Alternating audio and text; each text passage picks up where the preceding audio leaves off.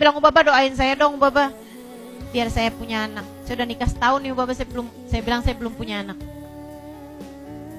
Baba Umairah terus ngomong begini sama saya. Jadi kamu minta didoain biar punya anak. Buat apa? Asli teman-teman, selama ini saya nggak pernah minta sama orang doa biar punya anak. Sama halnya dengan kalau ada orang doa minta jodoh gitu ya, nggak pernah ada yang nanya buat apa. Jadi Ubaba tuh nanya gitu kan, kamu pengen didoakan biar punya anak Halimah? Betul Ubaba, saya bilang. Saya cukup dekat sama beliau sehingga beliau udah supagil lama gitu kan. Terus kata Ubaba, buat apa? Saya mikir gitu. Dan karena saya waktu itu juga sudah ustazah, saya jadi mikir gitu, jawaban apa nih yang syar'i? Biar kelihatan jawabannya yang ustazah banget gitu kan. Tapi kalau misalnya saya jawab biar ada yang lucu, bisa saya main-mainin gitu kan, bukan jawaban ustazah itu. Jadi saya bilang gitu, biar ada yang mendoakan kalau saya meninggal dunia. Ubaba Umairah nanya gini nih, inti terusin lah, kamu ngajar kan selama ini? Saya bilang, iya Ubaba, saya ngajar. Jadi Ubaba Umairah tahu gitu, saya bahkan udah ngajar dari di Tarim. Dia bilang, kamu ngajar kan Halimah? Saya bilang, iya Ubaba, saya ngajar. Itu yang kamu ajarin, menurutmu kalau kamu meninggal dunia gak akan doain kamu? Iya juga sih. Bingung saya bilang, iya sih Ubaba. Terus buat apa kamu punya anak? Biar ada yang melanjutkan dakwah saya Ubaba kalau saya meninggal dunia. Buat apa ada yang melanjutkan dakwah kamu? Dakwah ini akan terus berjalan Halimah. Jangan sok-sokan merasa diri paling berjasa. Salah banget ini ya. Ya kalau kamu udah mati akan datang. Bukan Halimah-Halimah berikutnya, bukan. Tapi pendakwah berikutnya gitu. Akhirnya tuh Subabah nanya lagi gitu. Jadi buat apa Halimah? Saya kehilangan alasan.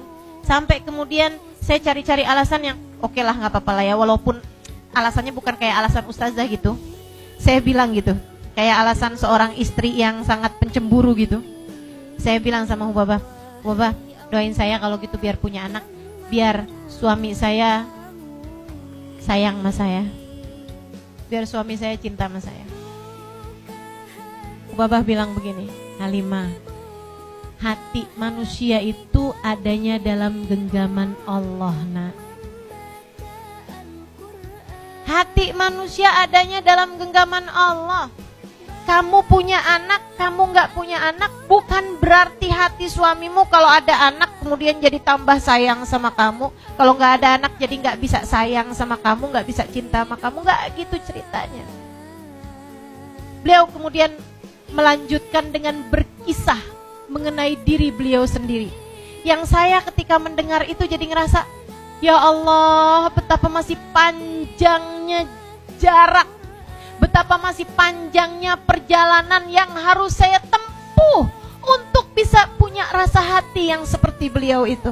Beliau bilang, kamu tahu Halimah, semasa saya belia dulu, semasa saya kecil dulu, saya selalu berdoa pada Allah Subhanahu wa taala, ya Allah, saya tak mau hidup tersibukkan darimu. Sesudah beliau sebelumnya ngomong kayak begini, udahlah Halimah, ada anak gak ada anak nak, kamu gak merasa dunia ini udah begitu sibuknya memalingkanmu dari Allah Subhanahu wa ta'ala.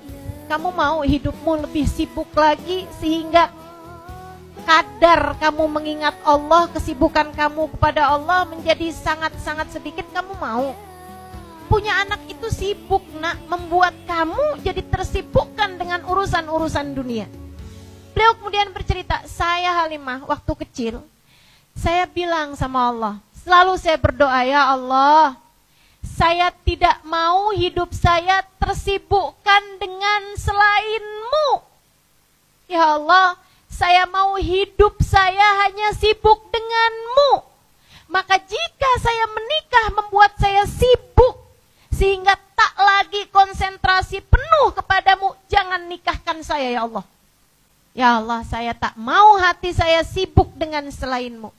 Sehingga kalau saya menikah membuat saya sibuk dari selain-Mu, dengan selain-Mu, jangan nikahkan saya ya Allah. Tapi Allah kemudian menikahkan saya, Halimah. Datang jodoh saya istikharahkan, keluarga mengistikharahkan, hasilnya baik, saya pun menikah.